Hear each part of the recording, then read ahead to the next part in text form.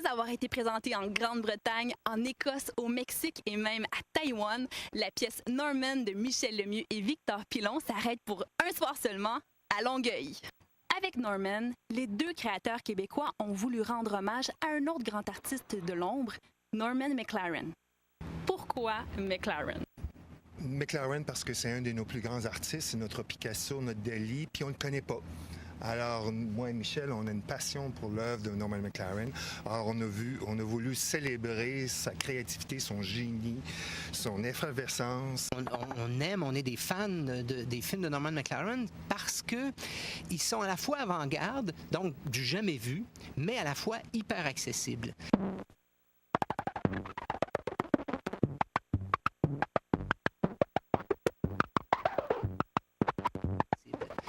Et pour Norman McLaren, c'était toujours important, même s'il faisait des films des fois qui avaient des acteurs, mais des fois c'était des films abstraits, c'était important qu'il y ait une petite histoire pour que n'importe qui, de n'importe quelle classe sociale, de n'importe quel âge, puisse comprendre un peu et avoir des références. Norman se base sur le travail de ce pionnier écossais et canadien du cinéma d'animation, Norman McLaren. Récipiendaire de nombreux prix, de 2 Oscars, il a créé des films pendant toute sa vie, jusqu'à sa mort en 1987. Est-ce qu'on a besoin de connaître McLaren pour voir la pièce? Non, le spectacle Norman, en fait, c'est un spectacle d'introduction sur l'œuvre de Norman McLaren. Et puis, c'est aussi un spectacle d'introduction sur la danse, puis sur l'art multidisciplinaire, c'est-à-dire ce qu'on fait. Un mélange de théâtre, de cinéma, de musique, de danse.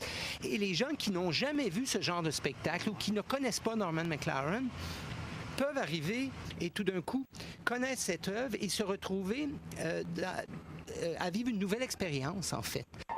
Loin d'être traditionnel, le conte documentaire dépeint l'imaginaire du cinéaste McLaren. Sur scène, le chorégraphe et danseur Peter Trotzmer évolue dans un univers peuplé d'illusions et d'hologrammes tirés des films de McLaren. Il inventait beaucoup de nouvelles techniques qu'on retrouve partout dans les vidéoclips, dans les publicités, au cinéma maintenant. On reconnaît facilement son influence, pourtant on l'a oublié. C'est spécial parce que sur nos autos, sur nos plaques d'auto, c'est écrit « Je me souviens ». C'est supposé être la devise du Québec. Mais dans le fond, je m'en souviens plus, pas en tout. Mais ça me dit quelque chose. Ça me dit quelque chose. Donc, l'idée, c'est, on a un certain devoir. Si Norman McLaren avait vécu et travaillé en Europe, il aurait un musée, Norman McLaren. Tandis qu'ici, on s'en souvient plus. Pourtant, il a gagné des Oscars. Le prix d'animation au Festival de Cannes s'appelle le prix Norman McLaren. Il est un grand maître. Alors, on se doit de se rappeler d'où on vient pour aller un peu plus loin vers l'avenir.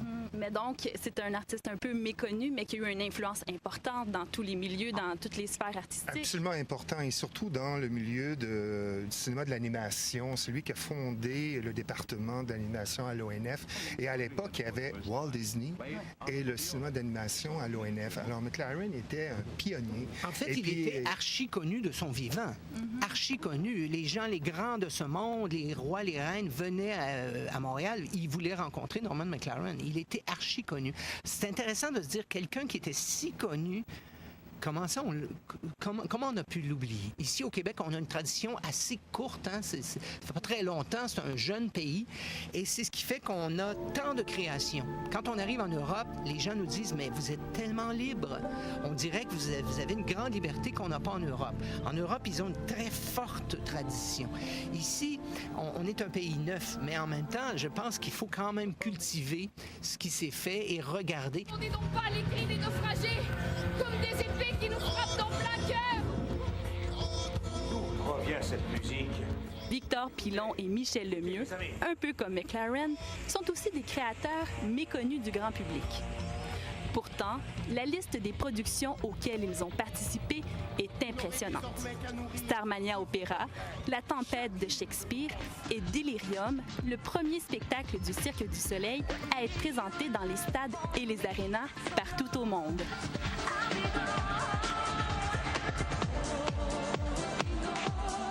Est-ce que ça nous fait un petit quelque chose de dire nos œuvres sont là, mais le grand public ne nous connaît pas nécessairement? Ce qui est important, c'est de partager notre création et puis de la diffuser. Pour nous, c'est ça qui est essentiel. On voyage partout à travers le monde, on touche tout genre de public, mais c'est quand même particulier et on est très excités de cette tournée au Québec. Finalement, les gens du Québec vont pouvoir nous connaître un peu plus et voir notre travail. Et ça, c'est important pour nous aussi de diffuser ici, au Québec. C'est sûr qu'on ne se met pas nous-mêmes à l'avant-plan. C'est nos acteurs qu'on met à l'avant-plan, c'est nos sujets. Vous êtes des performeurs vous-même, danseurs? Non, moi j'ai déjà été sur scène il y a bien longtemps dans un spectacle qui s'appelait Solide Salade, que des gens un peu plus vieux vont se souvenir. Mais il y a longtemps que j'ai quitté le devant de la scène parce que j'avais le goût vraiment de faire plusieurs choses, plusieurs créations à la fois. Puis de travailler avec des danseurs, des acteurs, des musiciens meilleurs que moi.